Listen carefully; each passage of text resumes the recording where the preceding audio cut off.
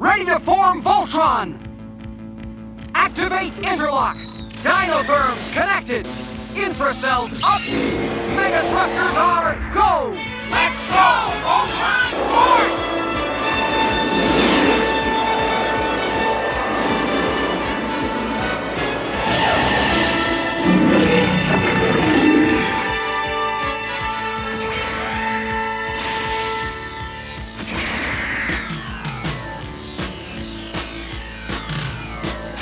Form feet and legs! Form arms and body!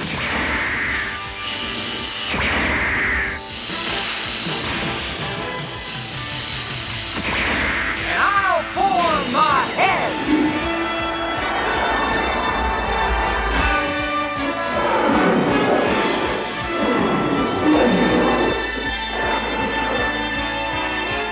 Voltron, Defender of the Universe. Voltron, Defenders of the Universe. Welcome, Voltron fans. This is Marc Morell, your host for Let's Voltron, the official Voltron podcast. We're here for another exciting interview with an original member of the cast and crew from Voltron, Defender of the Universe. I'm excited. So I have to bring on my co-host, Greg Tyler. Welcome, Greg. Hello, Marc Morell. It's great to be back, and I am really looking forward to talking with our special guest. Any chance we have to interview anyone who's worked in past Voltron productions is a treat, but to speak with someone who worked on Voltron Defender of the Universe, the one that started it all and got many of us into the Voltron universe, that is an amazing opportunity, and we're so happy to have this one, this guest to chat with tonight. Yes.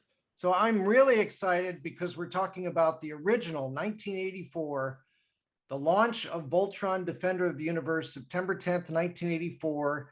And we couldn't have done it without this person and all the other people that worked on that crew. So I'm going to bring him on. He did the stereo sound effects, and his name is Paul Vitello. Welcome, Paul. Good evening, gentlemen. It's nice to be here. Thank you for inviting me.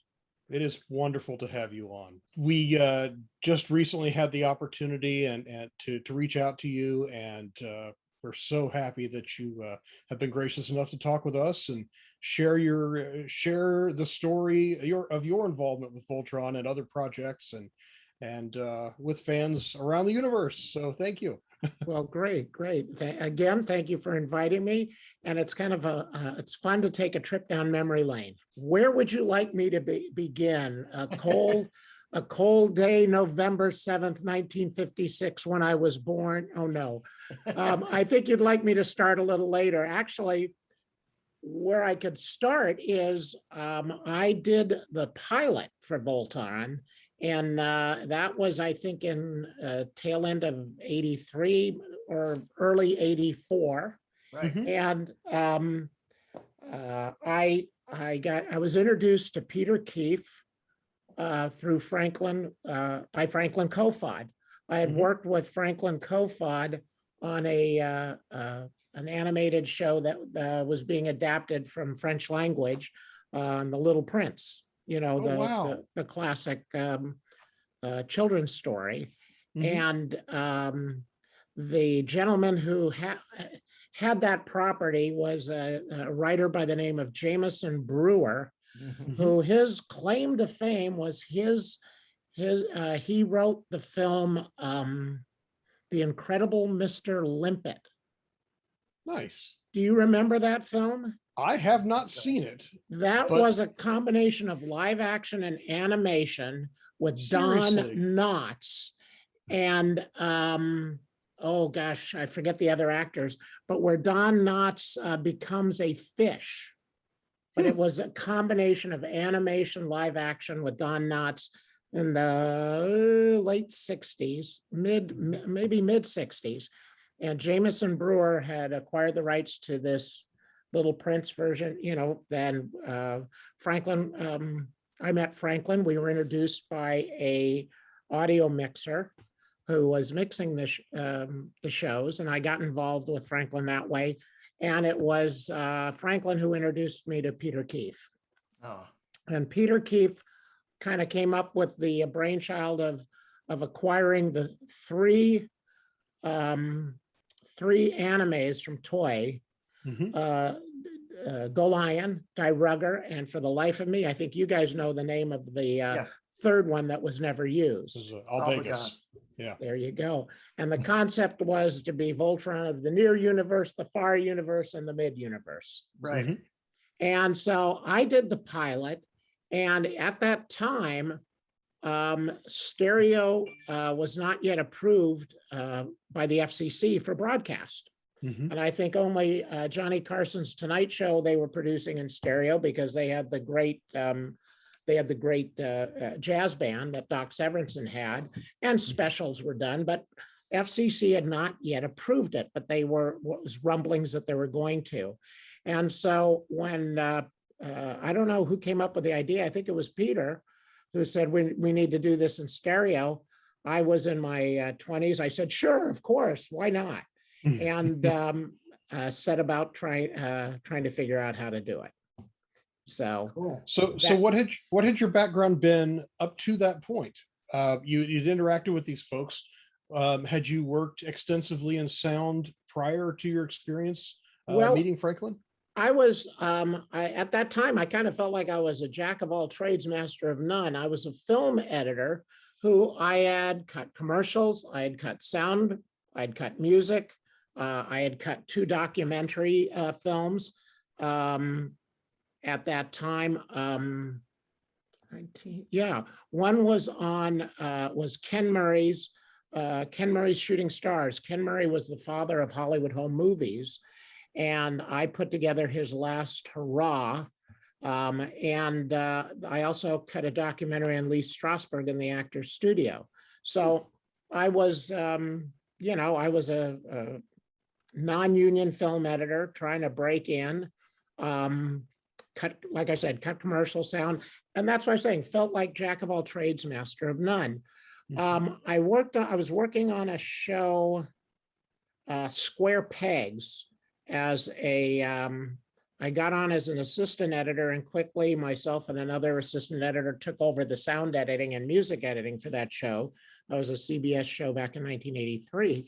And at that time, my mentor, who I met on the very first project I worked on, and again, it was Toy, live action show called High Seas Hijack was the American name of it, about some African terrorists who capture an oil tanker and float it in, they sail it into Tokyo Harbor and they're going to blow it up. That was the first picture I worked on, and did ADR and dubbing voices. My friend Riley, who became my business, my mentor and business father figure. And he built a Foley and ADR stage at the rear of his property. Oh, wow. And he said, Paul, I'm looking for a young man who, like yourself, might come in here and run my stage. I can't pay anything, but run it as his own business and give me a piece. And I said, Riley, I'm your man. So I had, again, I had cut sound effects, dialogue, music. I stepped Foley. I actually did one season of The Incredible Hulk where I stepped the footsteps of the Hulk. Wow. That's cool. And you never heard them because whenever Lou Ferrigno ran, he ran in slow motion. Right. And they didn't overcrank the camera. They shot it at normal speed and then they triple printed it.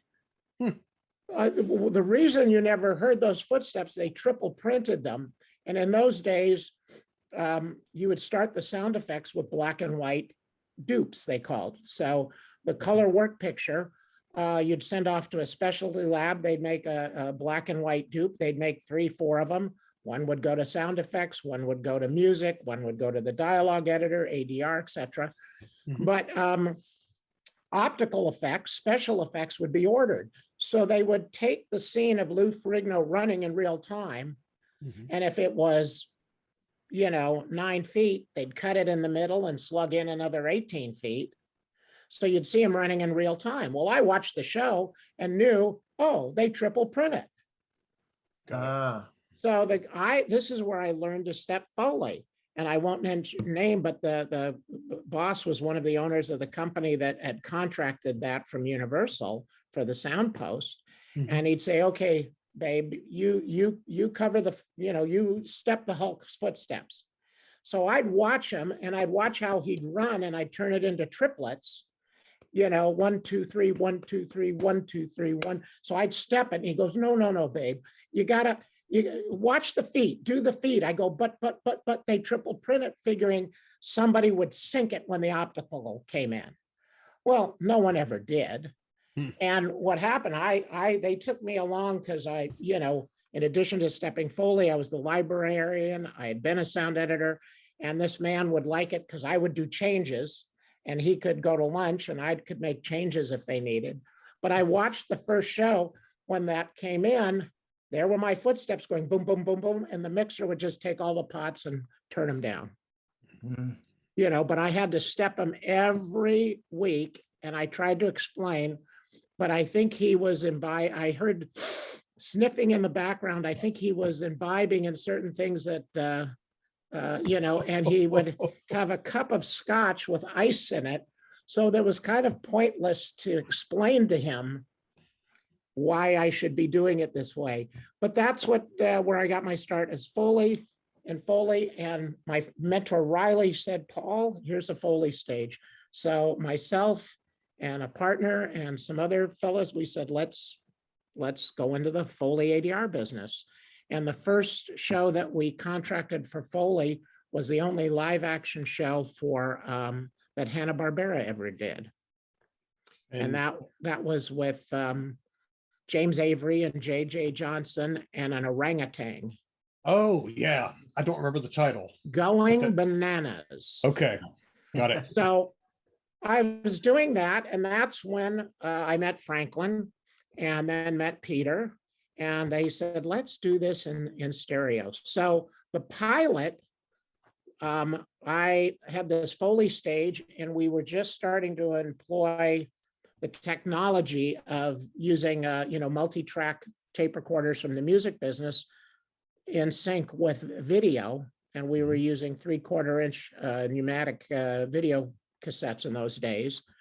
And so we had the Foley stage, but I only had a moviola. So when Franklin did the pilot, and I was explaining to Mark that what they would do is they did not ADR, they did not loop or dub the voices for Voltron. I don't know if you guys know that, but I know they talk about all the time recording to time, where they had like a stopwatch kind of thing.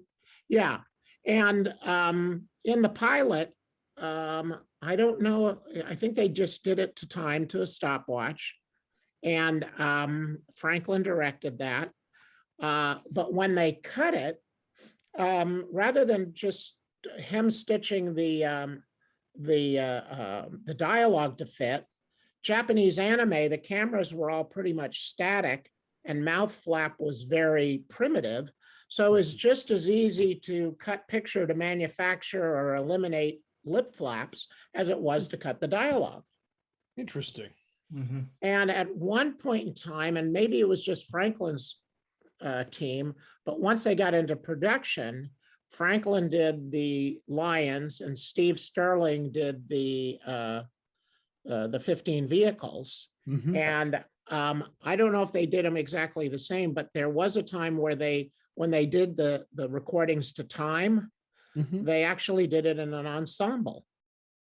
So really? Maybe that's a secret and I'm not supposed to tell, but I've used that techniques on other shows I'll tell you about later if we have time. Sure. But having the ensemble recording, you got the benefit of that. But they would do it to time and then manufacture lip flaps. That's the first. This is the first time I've ever heard that they did any recording in ensemble. That's interesting. Yeah, I'm pretty sure they did. Maybe, and maybe that came into being later. Came into being later. But I've used that technique and it works amazingly well with certain types of Japanese anime.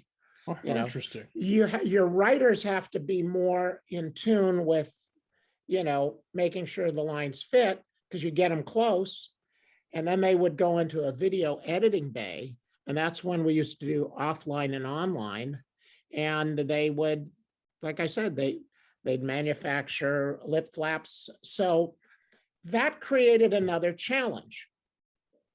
And that challenge was that normally when you have, international distribution, you provide what's called an M&E track, music and effects track. Right. And generally you like to have them separated. And fortunately we did. And we refer to them as STEM, a music STEM and an effects STEM. So the effects STEM came, it was monaural, 1/4 inch, with it, I believe it had pops on it, head pops. But the fact that the picture was so severely cut, the effects track did not just lay in sync.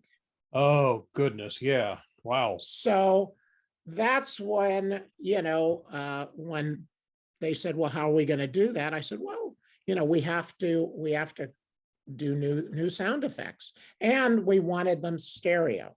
Was there any time where you knew that there was a sound that the Japanese had done and you wanted to either capture it the same or use theirs? Was there any time where you used any of theirs? Absolutely. Every show we did. And the procedure that we set about was we would take that M&E and sync it where we could. Okay. I mean, the Voltron assembly sequence, we used a lot of their sounds and we cut it to match. And then we augmented with different sounds that had stereo imaging or that we panned. But the pilot, for instance, like I said, we did not have multi-track PreLay system available to us. We just had the Foley stage with a 4-track recorder, and one channel had time code, so you only had 3 channels. So really couldn't do anything with that. So I transferred the videotape and had to get that resolved correctly to film to a black and white film dupe, as we called it. And I cut the sound effects in film. And for economy's sake, I created a library of sound effects that were pre-panned, and I built all the sounds in film. And so then yeah. How do you build those sounds in stereo? How does that work? I'm very curious about this. We were making it up as we went along. Okay. Part of the thing is that, again, a spaceship you would basically just pan the sound from left to right, right to left. So we did that. Again, we used a lot of the Japanese sounds. We pre-panned some effects because we were trying to work on a budget. So we went into a stage that we could 4-wall where we could mix. So we had certain limitations. So we just kind of, what is it going to take? We created stereo backgrounds. We used, recording, wind and birds and that type of things. But then we also augmented with synthesized sounds. And I had a roommate at the time who was a musician, and I said, hey, you want to make a few bucks? Let's go to another friend had a music recording studio, and we built a whole series of backgrounds that had stereo imaging, imagery.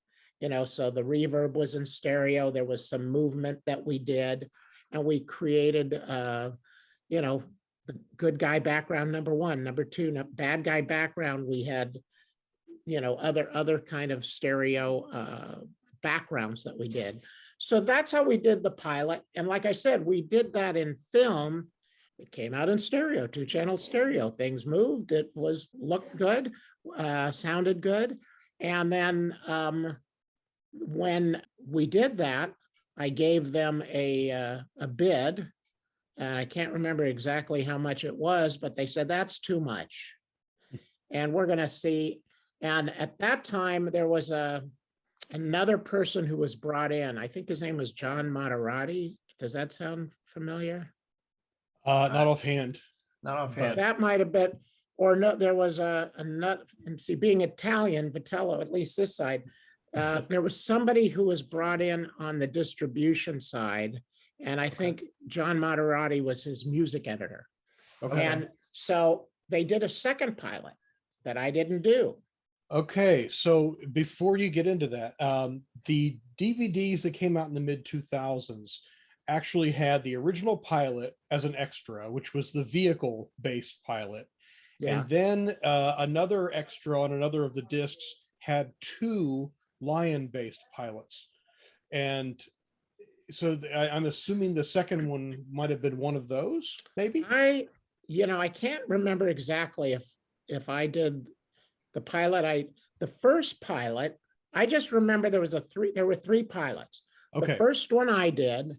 Okay. The second one, the music editor, I think that was John Maserati. I think there's something like that. And it didn't hold a candle to mine from what I was told. And I think I did hear it. And he said, well, I guess I'm going to have to hire an assistant or 2 to meet your production schedule, because we had to do 5 a week. Right. It was like 1 a day. Yeah.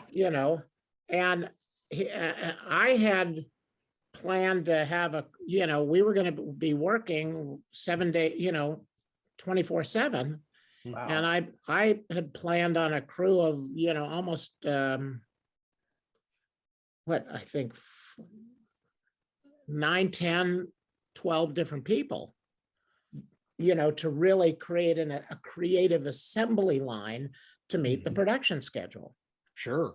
Right. So the second pilot, like I said, mine was superior. And I said, great, let's get started. They go, no. We're doing a third pilot. And we found somebody in St. Louis who's says he can do it all on his synthesizer. And I think that's the fellow who did the vocoder Voltron Defender of the Universe. Oh, Okay. So the gentleman who did that, it's my understanding, that's about the only thing of his that made it into the show. Do you happen to remember his name? No, I don't. So after that third one, and they gave him, I don't know, they gave him 2 weeks to do it, and he was able to do about 5 minutes. Ouch. And it, again, didn't hold a candle to what we did.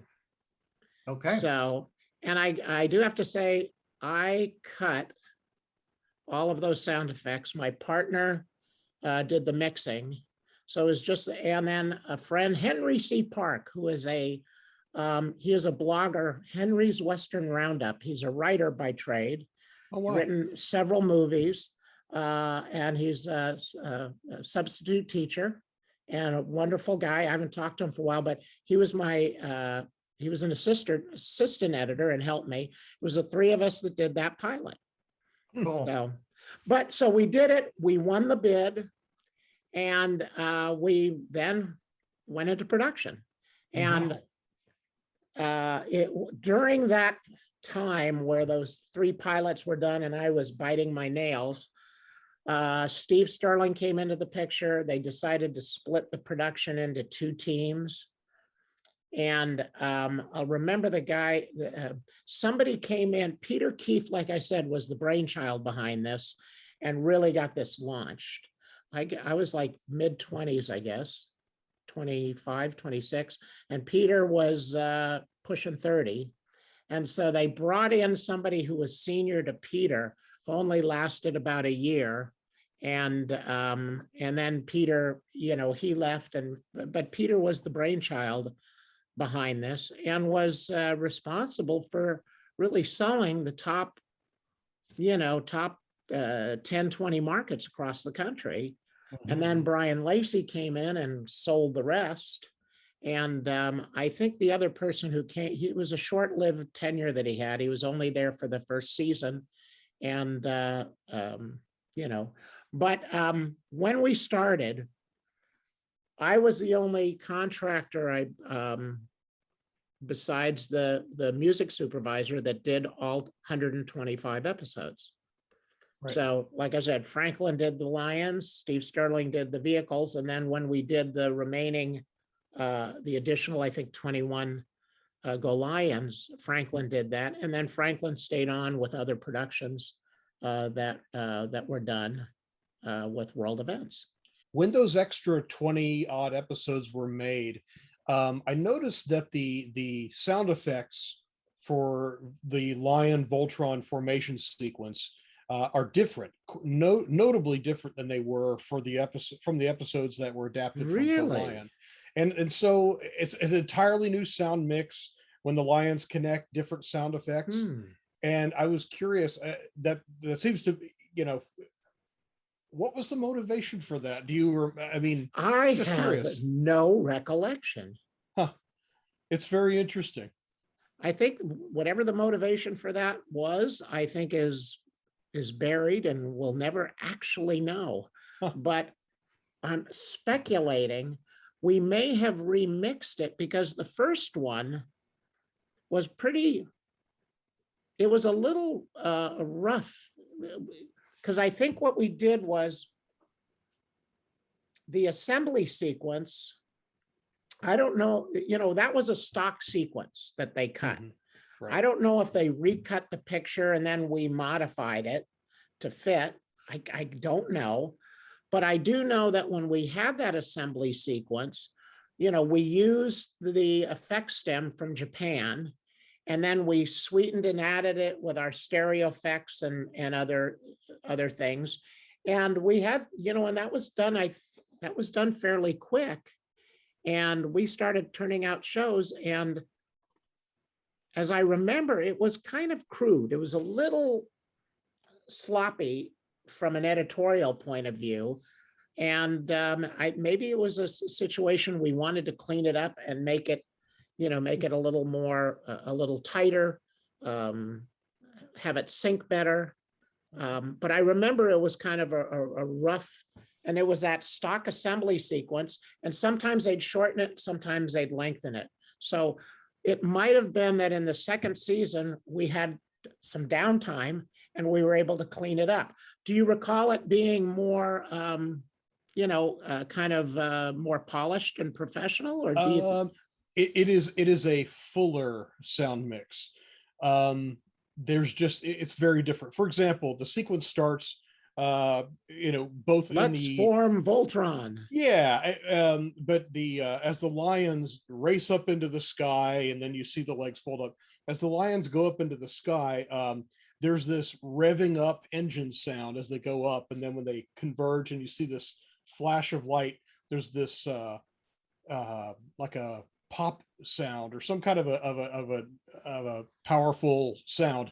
And then as the lion legs fold up, and this is only in those later episodes, as the lion's legs are folding up before they combine, with each movement of the legs, there's a recurrence of that powerful popping kind of sound. From what I do not have a recollection, but I can only speculate.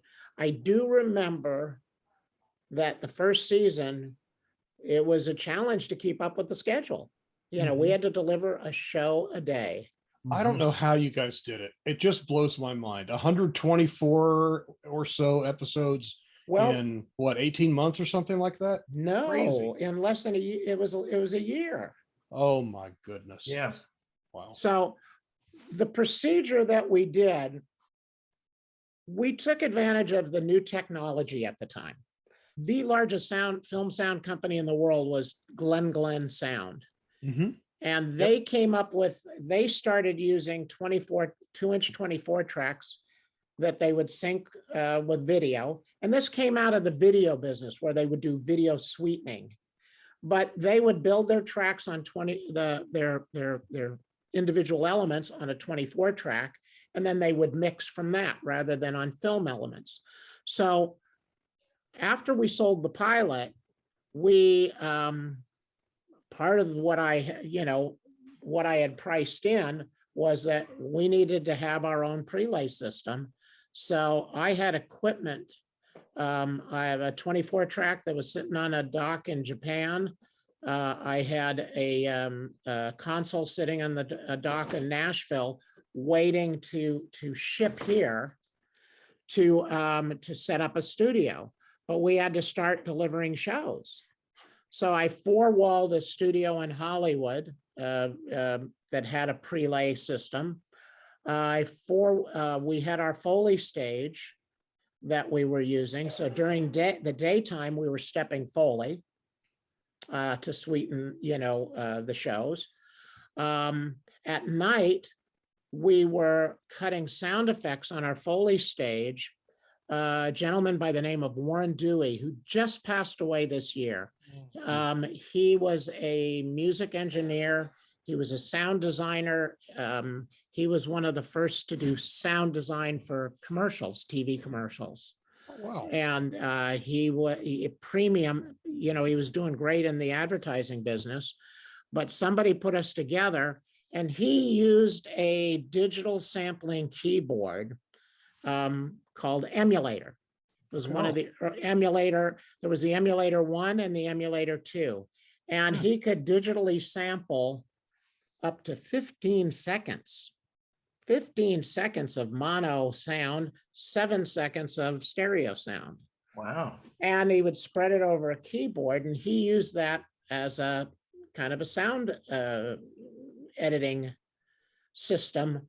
And what he would do is he could perform, so for instance, I use the example, if you had a motorcycle, he could sample the sound of the motorcycle starting, brum, and go into a loop.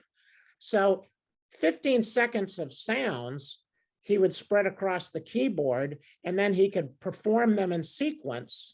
Oh, wow. So Yeah. he had spaceships. So he created a library so we had him doing what we called the hard effects that normally when you were cutting on film would be easy to manipulate. So he'd come in at night onto the Foley stage and we'd give him 3 channel, he had a 1/2-inch 4-track, and he would lay down 3 channels of mono sounds, explosions and spaceship buys and laser battles. Wow. We would then take, we'd take the Foley that was recorded, and then we would take the hard effects, the explodes, lasers, and spaceships by, that were 3 mono channels, and we'd prelay them to 24 track, and we would pan them to a stereo pair. Wow. That is just amazing. Well, we had time code to sync up the 24 track and the 4 tracks to the videotape, but this was before synthesizers used a different way of doing things called MIDI. I don't know if you're familiar with it. Yeah. And it predated, we did not yet have MIDI time code. So what Warren did was he was able to tap into the controller that we had that was used for ADR that would put out beeps and would put out the information to punch into record. So he kind of tapped into those commands to create a trigger to trigger his emulator. And what that trigger was, it was an old 12-inch wooden school ruler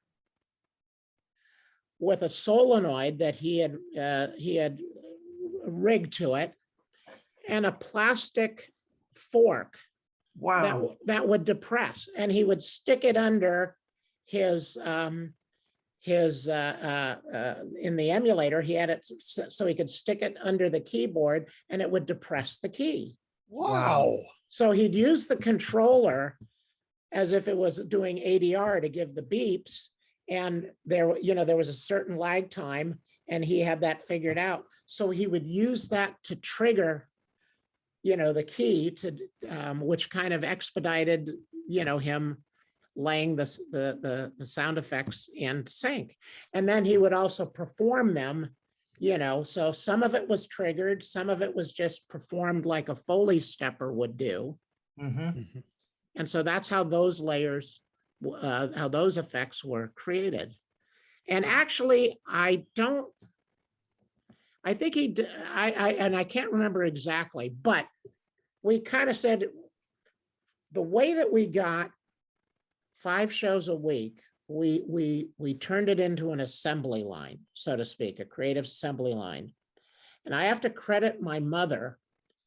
My mother worked for a publishing company that published Tiger Beat and Fave and Right On, the Teeny Bopper magazines. Yeah. Yeah. Now they also sold mail order products. David Cassidy love beads, Monkey love beads, Bobby Sherman love beads, the Jackson 5 love. Everybody had love beads in the 70s, but my mom had a talent for mechanizing and setting up, workflows. So I kind of inherited that from her, and I used that same thing. Let's set up a assembly line. So Warren did those hard effects for the entire show. Somebody else did backgrounds from those stereo backgrounds that I talked about that we had built. Somebody else did explosions, because I don't think Warren did the explosion because we could do those, but again, we divided different types of sounds kind of for the whole show. Traditionally, film sound editors would get segments, and you could have, if you had a half hour, if you had an hour show, that was usually 5-10-minute reels. They weren't all 10-minute reels, but you'd have 5 different editors. They'd all work on them. One supervisor, well, this would keep it consistent. But again, it was every reel was a little different. So I said, let's divide it, horizontally rather than vertically. Yeah, that's interesting. Wow. Yeah. And so because we segmented that, we Foleyed 1 show a day. We did the hard effects on 1 show a day. We did the backgrounds on, we could get 1 or 2 shows a day done on the backgrounds. Somebody else, like I said, would take these elements and pre-pan them. I would then pick them up and drive out to a studio that I contracted, a friend's studio out in Westlake, and we would mix them down to, I think, 2 or 3 stereo pairs. I think it was 3 stereo pairs on a 24 track that would then also have, I think, music put on it. And we'd have to shuttle those 24 tracks around, because there was another team.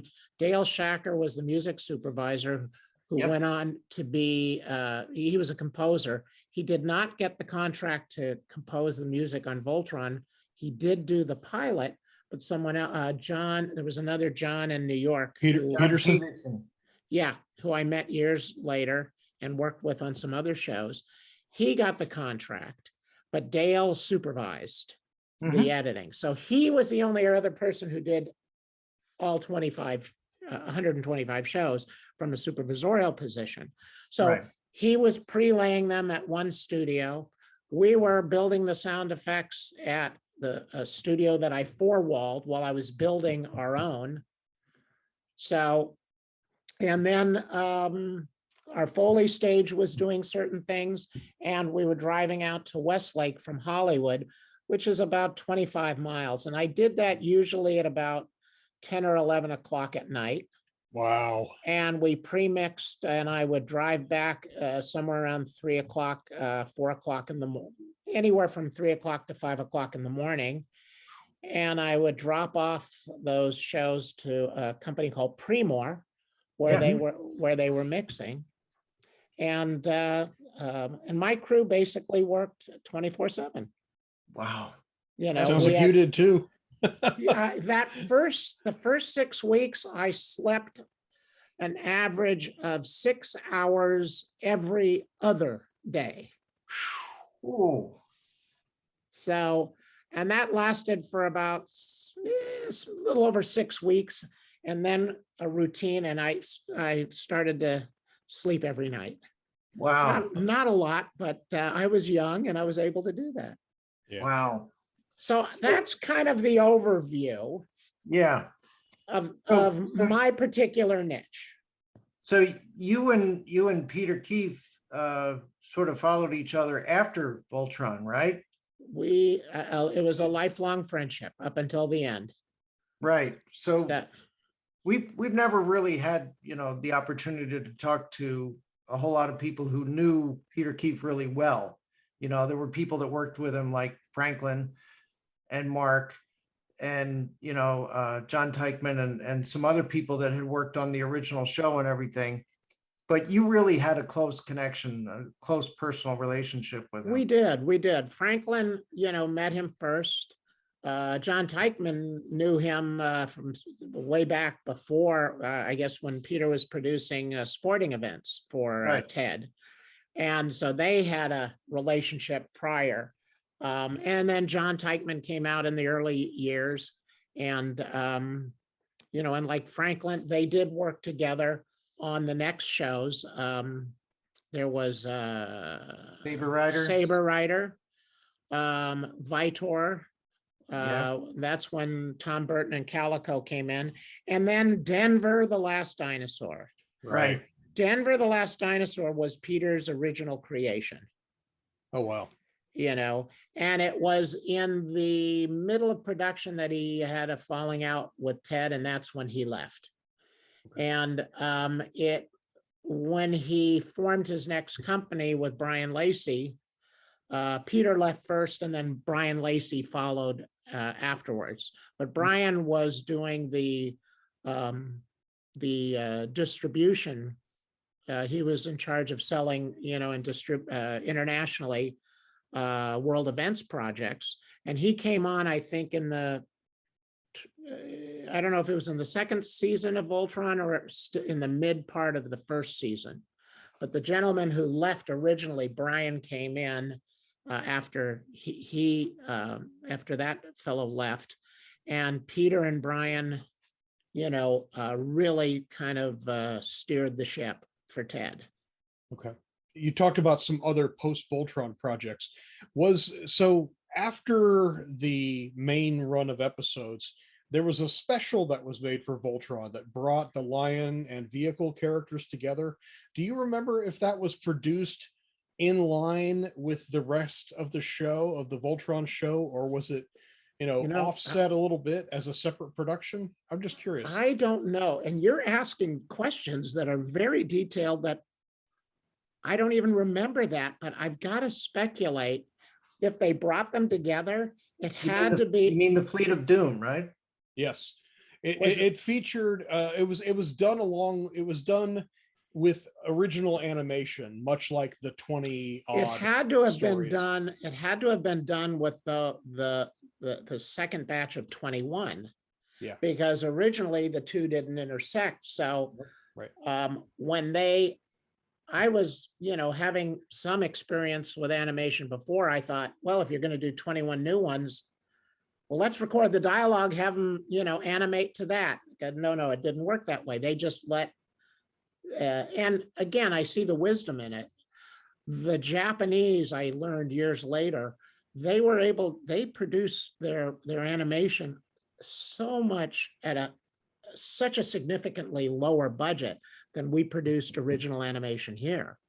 Mhm. So for them to have, if we would have written 21 new shows and had them animate to the English dialogue, it would have added to the cost huge. Oh, So so, I think- they still recorded to time even with Yes. those episodes. Okay. Yeah, they said, do them just the same way. And Peter worked out with the guys that were writing, I think Mark Handler, and, they sent outlines and treatments. And then the Japanese team, they just did it like they always did. They storyboarded it and everything. Wow. Yeah, they just did it, and we said, this is what we'd like to accomplish. Just do your thing. And then we did it just the same way that we did the first 104. Wow. So, but it That was had to amazing. have been in that second batch, Okay. that second batch that show came in. So thank you for that. So what can you tell us about Peter Keefe? I didn't mean to distract too much from that with my Yeah. question there. What was he Peter, like? I always said Peter was like P.T. Barnum. He was quite a showman. Peter, you'll see, he had a handlebar mustache that he curled up and blonde hair, Mhm. and that mustache was black. There was a time where his hair, his hair, he went to a hairdresser and the hair, as he was getting older, he had it dyed. It was almost yellow at one time.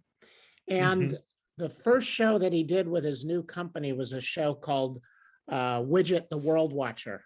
And I have, here, I'll hold this up. This was a little button of Widget, and you can see he was purple, and the little tuft that he had on his head, doesn't show here, it was kind of green, and there was some other colors. And I remember Peter always joked about, he said he always wanted things bright. He said, bump up the chroma. And we were in an editing session, and he turns to me and he says, so what color is on Widget's head? What color is that? And I said, well, it's green. He goes, oh, okay. Now the other thing, what color is that? And he had mentioned about when he'd say, pump up the chroma, he goes, I'm colorblind. I thought he was pulling my leg, but he was colorblind. Browns and greens looked terrible to him. And he loved primary colors. He loved yellows and reds, and he always wanted them vibrant and popping out. But earth tones, browns, greens, it was a bit of a challenge. But because he was such a, this flamboyant character, a lot of times you thought he was kind of exaggerating, and he had a wonderful sense of humor. But he was quite dynamic. And he, like I said, had that mustache, and he really could command a room. It was quite interesting. And with the shows, I remember we had the Voltron Victory Cruise. So it was the first season. After the first season, there were two. I was on the first one. I missed the second one. That was a smaller cruise where the crew went to Catalina, and I heard it was quite a party. The other one was for the top, I think it was the top 20 markets that they had sold. And it was at the NatP convention up in San Francisco. And they chartered a boat with a dinner and, buses to take their clients. And a lot of our crew was there. And we had dinner and celebrated on, in the San Francisco Bay. Nice. Wow. And afterwards, the buses dropped off the clients at various hotels, and Ted was on the bus, Peter and Brian and I was there. And Ted wanted to go on a tour of San Francisco in these buses, which wasn't easy.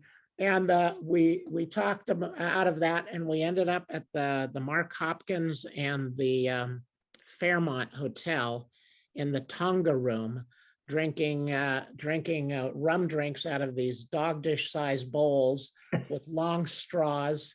And there was a few other things, but my memory is really hazy on that. But Peter, we had a wonderful time. But when Peter would interact, he was a wonderful salesman. He was wonderfully creative. He was very appreciative of everybody who was pulling their talents in, and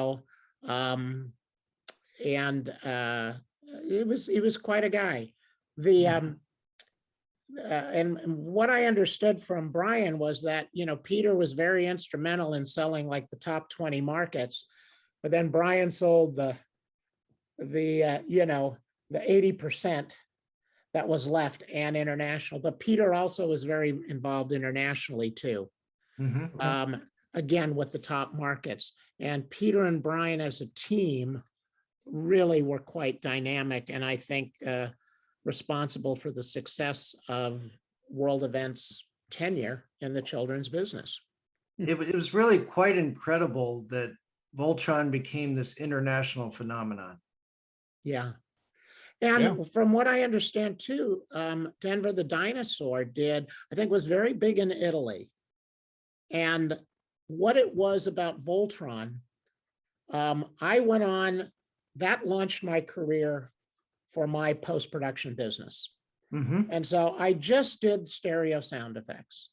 The next year, I contracted with Hanna-Barbera and did the sound editing, the dialogue editing, and music editing. Did not do the mixing, and did Foley on GoBots for Hanna-Barbera. Oh, wow. Huh. So, GoBots. and then the third year, I started working for one of the incarnations of Marvel on a show that was called, I think it was Defenders of the Earth. Yes. And there was 65 episodes there. Yeah. And My goodness. And again, I kept doing repeat business for world events, for Hanna-Barbera, for Marvel. Wow. Then And you were still what, late 20s? Yeah. Pushing 30 maybe? I That's was, amazing. you know, I had my sound supervisor. He was with me from the beginning, before we contracted with Voltron, when we set this, I did the deal with Riley. And I had a partner who was a technical engineer. I was an editor. My partner and I both stepped Foley, and we needed someone to mix. And so R.D. Floyd was his name. He passed away 3 years ago.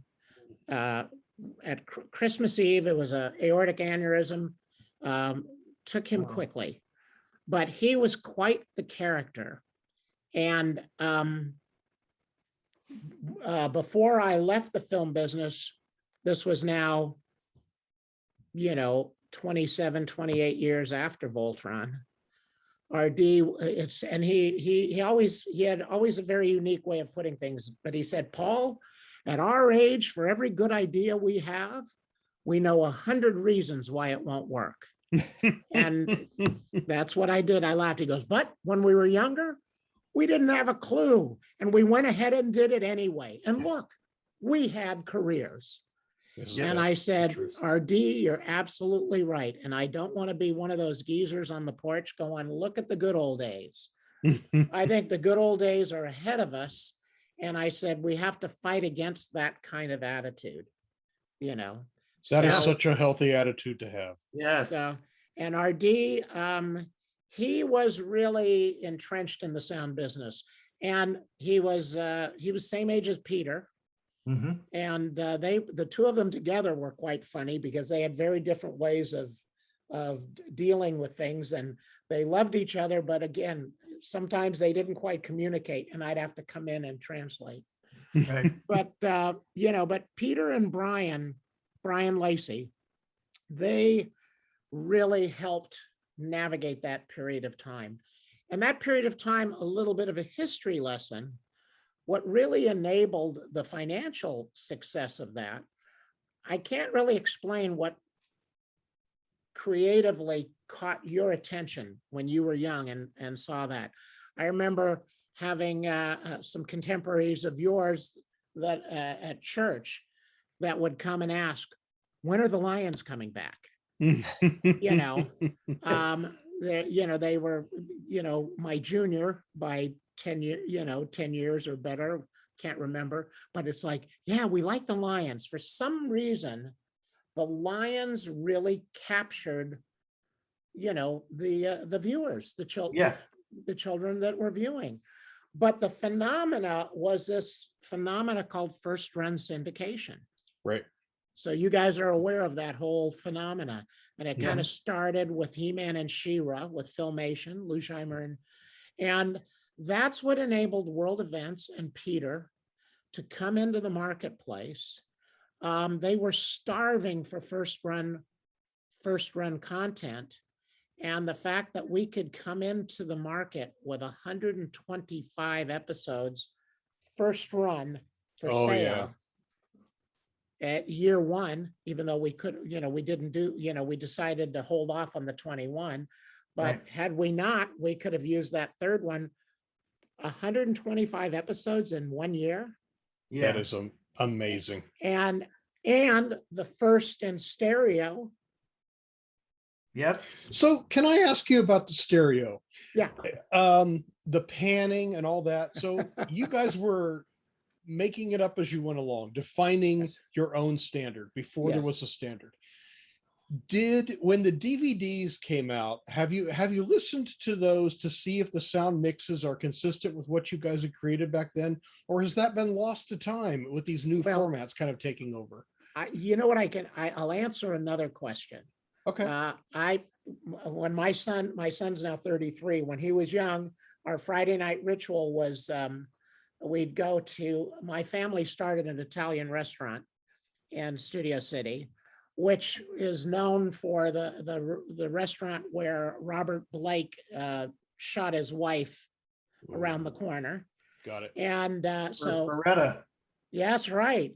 I had some young woman, she was young, called from Philadelphia. She goes, "Is this Vitello's?" I go, "This is Vitello's production." She goes, "Well, what's a Studio City restaurant?"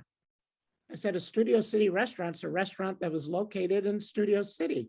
But she heard it on the news. Yeah. Vitello's restaurant, a Studio City restaurant, like a Memphis barbecue restaurant. But our tradition was to go to Vitello's to have pizza. It was out of the family at that time. And then we'd go to a Laserdisc store and we would buy lasers. So I bought the first Voltron Laserdisc. Mhm. And this was years afterwards. And I listened to it and I had to laugh because I kind of had aural whiplash. Oh, The first, I don't know, dozen shows or so, we panned everything. We panned footsteps, we panned laser battles, if spaceships went by, we panned them, hard right to left, hard left to right. And we didn't realize that when you're dealing with a small screen, that kind of, audio imagery, it just didn't work. So very quickly, we learned, rather than hard left and right, it was just kind of like maybe a little bit to give that sense of movement. And really, if something entered the screen and exited the screen, that's the only way you could really, when pans were really effective. Mhm. The rest of it was just kind of the spatial feel. okay. That you get with 2-channel stereo.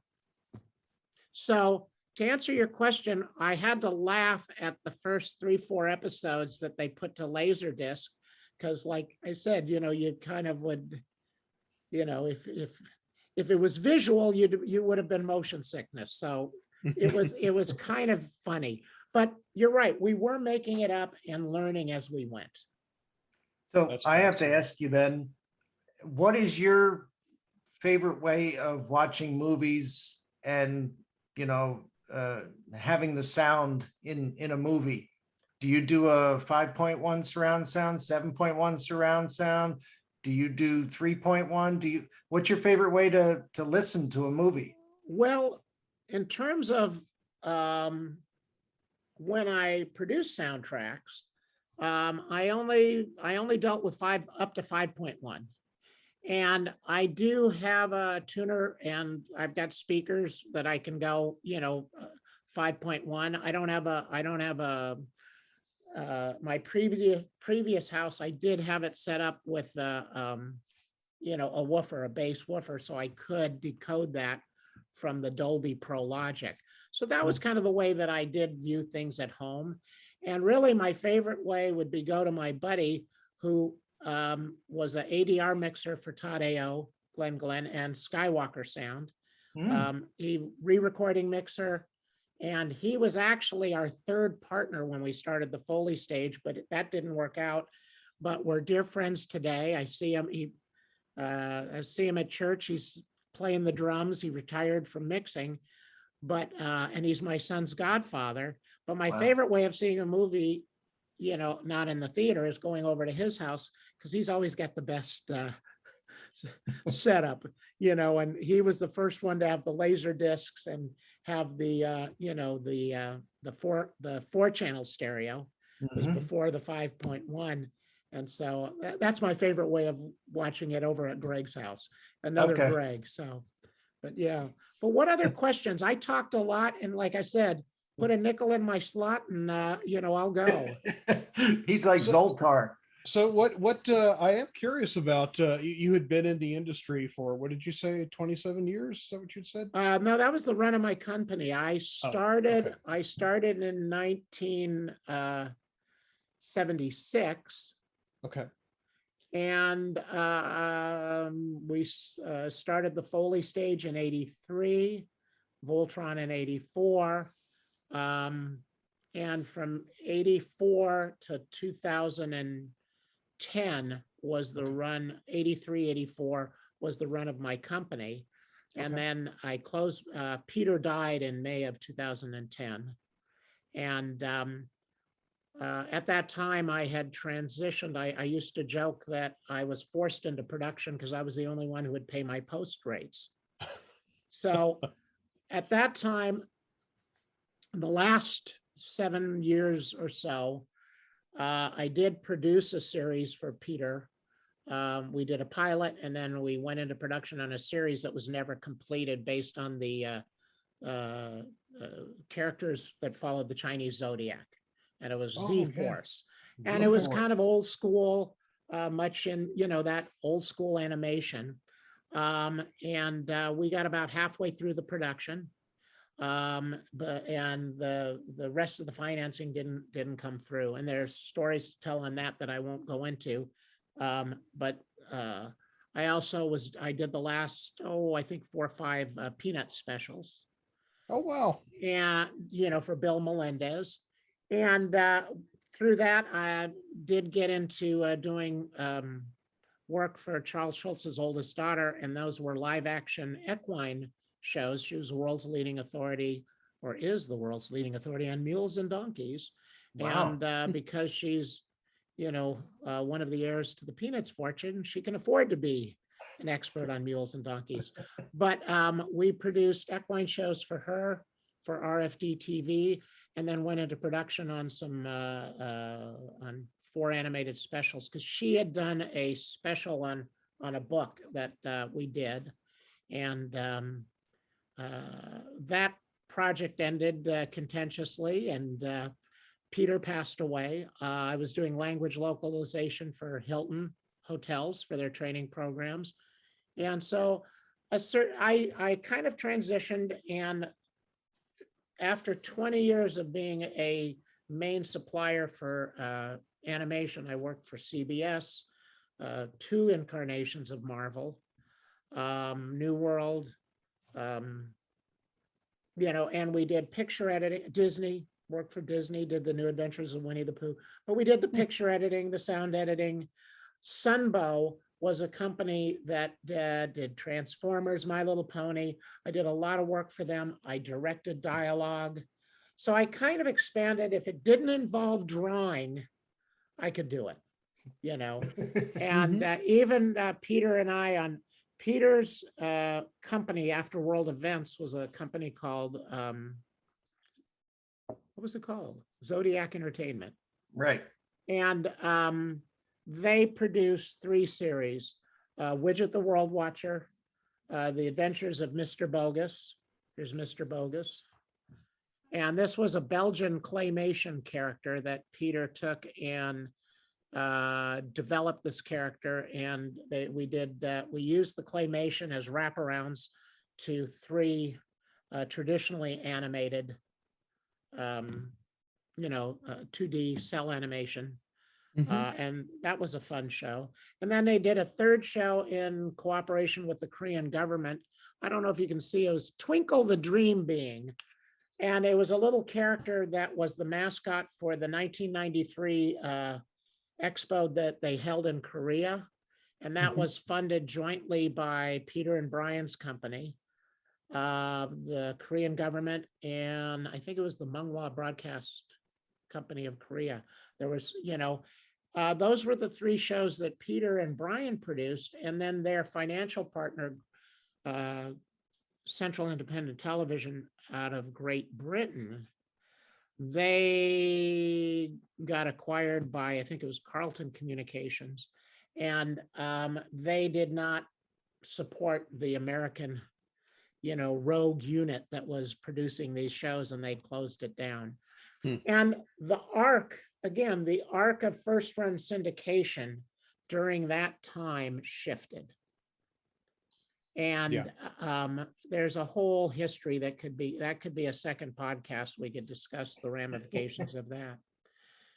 That is a topic that fascinates me quite a bit. Yeah. That just amazing. It really sounds like what a ride. I mean, you're wow. Is there anything you're doing today that you'd like to talk about or promote? Well, I will. Oh, I now do.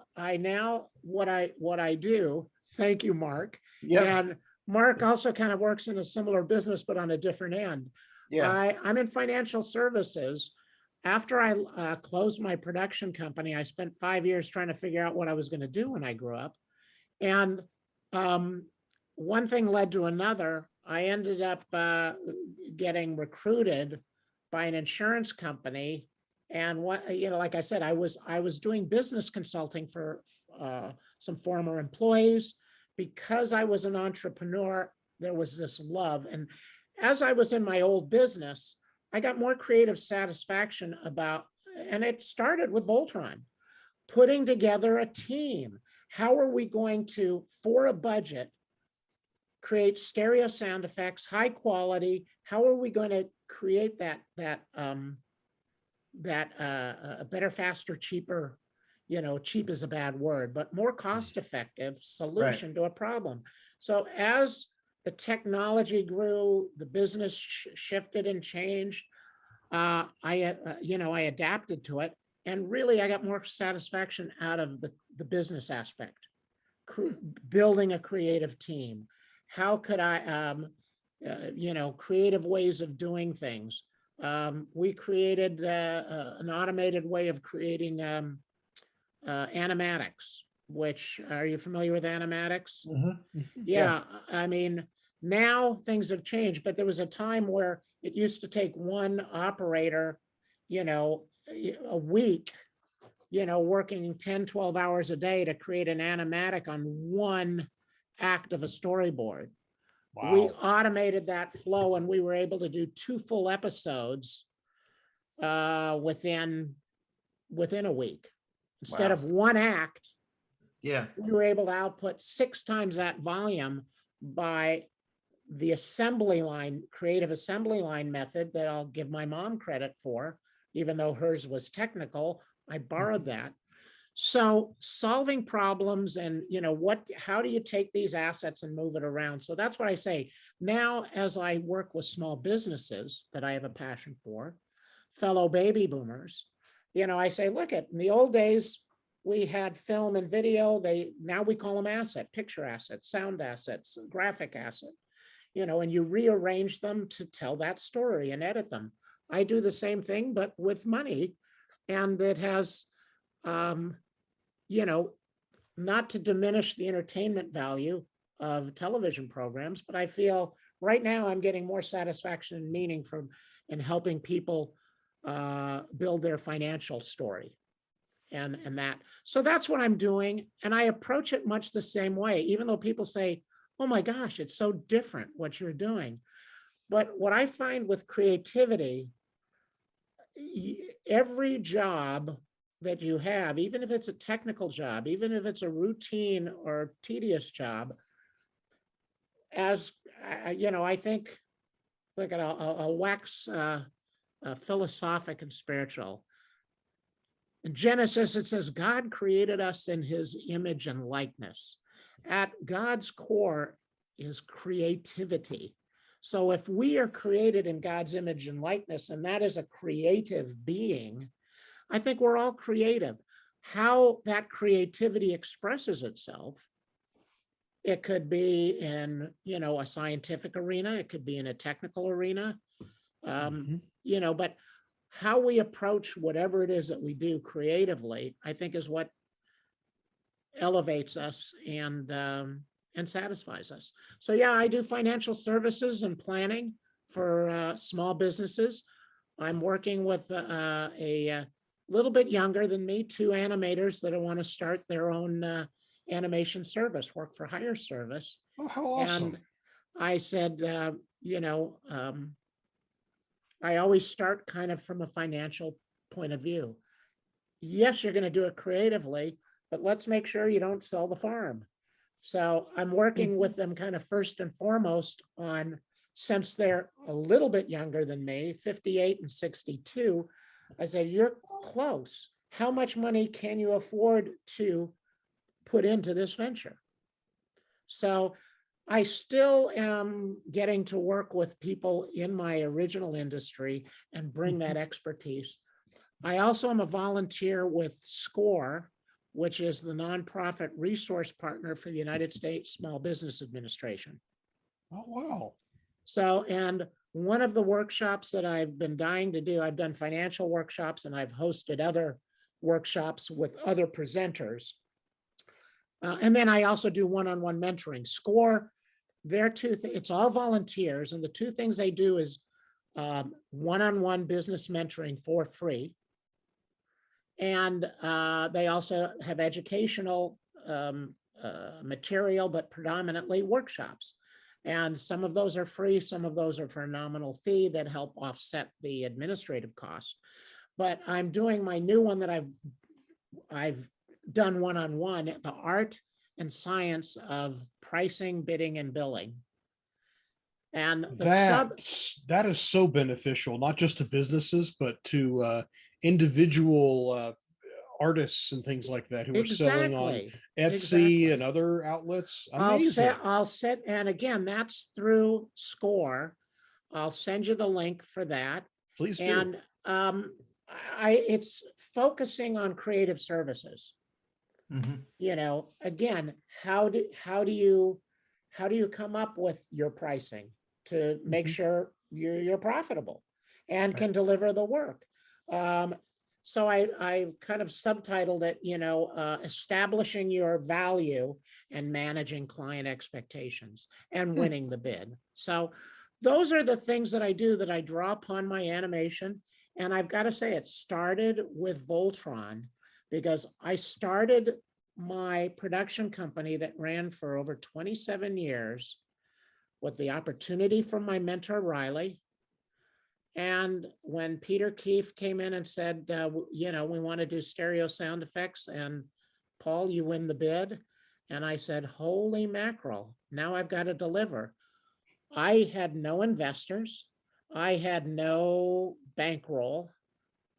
I bankrolled it totally out of cash flow. Wow. And I'll tell you one last story on the financial side. Hulas Kanodia, I think that was his name. He was the controller. He was of East Indian descent. And I think the Copplers owned an airlines at that time when we started. It was Air Ozark.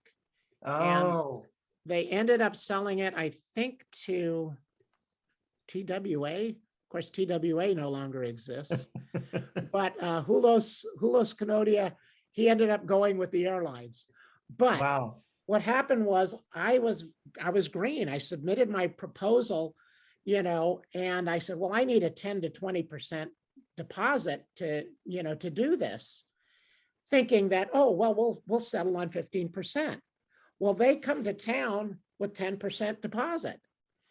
And I'm going, holy mackerel, I've got equipment waiting to be shipped based on, and that wasn't quite enough to really do this. I'm going, how, you know, because if I needed 15%, I should have said 15% was required. But I thought, oh, we'll negotiate. So they came to town, and they said, well, if you need more, we'll have to take the check back and it'll be another 2 weeks. And I was sweating bullets, because how am I going to meet that production schedule?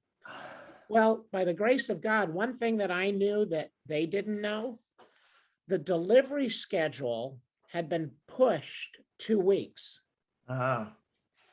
Their payment schedule remained the same. So when I realized it, I said, wait a minute, if I accept the 10%, I'll be paid 90% for 10 shows, 2 weeks of it in advance. And that's going to be as good as the 15. I can do it. So that mistake, I was able to, dodge that bullet.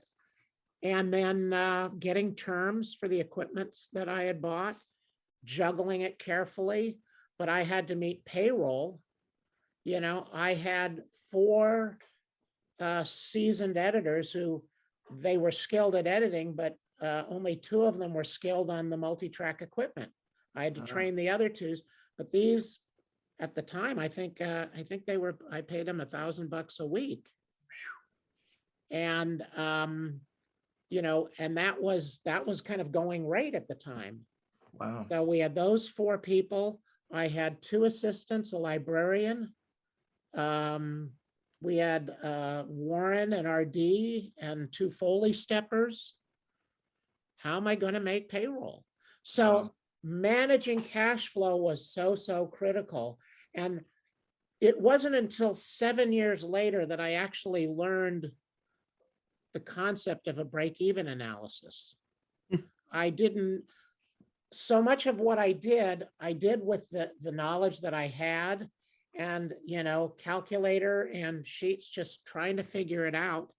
And my business partner, who was the engineer, he said, let me show you how to use a spreadsheet. And it was Lotus 123. I remember. Actually, it was Jazz, which was the Macintosh version of Lotus 123. Wow. And my first spreadsheet to calculate what it would take if we did 5 shows a week and stay on top of it to make sure I could pay my crew and deliver the shows. It took me 2 days to build it because I was learning how to build a spreadsheet. And then I did it again in a day, and then I did it again in 4 hours. And I've been addicted to Excel spreadsheets ever since. They do get addictive. Yeah. Again, that's a very technical and financial situation, but it required creativity and thinking outside the box. Yeah, I think every industry requires creativity, and so if you get below the superficial and you think about what it really takes to get anything done, you've got to be creative. Absolutely. So I don't think your transition is a massive mind shift at all. I totally agree with you. Well, great minds thinking alike, Greg and Mark. I think so. But it's fun to. And again, to pass this information on to people that are, younger and coming by. I had so many people that were so generous to me up until the time, and to this day.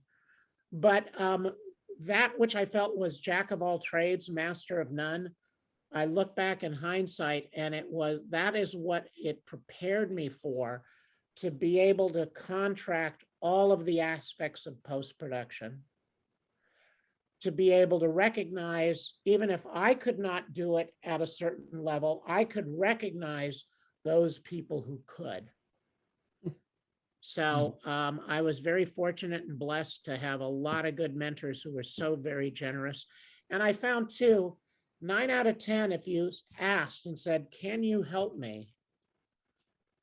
People were more generous with the information. Sometimes I got more information than I ever bargained for, and not wanting to be rude, I took it all in, so. And it's wonderful that you're able to return that favor to people today. So and like I said, I think it's that whole thing of being grateful and passing it on and paying it forward. And that's the way that I feel. We just wanted to find out, because we talked to some of the other people that were from the original series, the merchandise and everything. Did you have any merchandise from the original series, and do you still have it? Well, I did. I showed you earlier, and I do have. I'll show you here. Let's see if you can see it. Can you see that? Yes. Sadly, this Voltron does not have his head, but this was the first Voltron that my partner and I bought in Little Tokyo. It was after we kind of got things running somewhat smoothly. We went and had a nice sushi lunch. We found a toy store. that imported these. I think I paid $100 for it. And that was in 1984, mind you. Yeah. Wow. Yeah. And we found it. We were the only ones who had the Voltron. When I think it was in our, I don't know, there was a period of time where we didn't know if we could deliver 5 shows. We knew we had 4 shows. And I think Gary and I were in New York at a audio engineering convention. And the crew was working. And I think Franklin came over and kidnapped and held Voltron hostage. Oh, We got a ransom note that if we ever wanted to see him again, a 5th show better be delivered. Wow. I remember having my production manager, Judy, I was talking to her from Times Square, and she's going, I don't know where, our one editor, Joe, I don't know where he is. I think he's in the bathroom. I think he might be taking something to keep him awake. I told him, just stay at the console, keep working. Oh, wow. So I'm telling stories out of school here, but we were young. We all worked very hard. My crew was great. And, like I said, we were all kind of making it up, but it was teamwork. It was an assembly line. And there were some wonderful friendships that were forged there. As I mentioned, RD, who passed, and Warren Dewey, who passed this past year. Mhm. And I had working relationships and friendships with them for the rest of their lives. And Wow. I will always remember them and remember that time.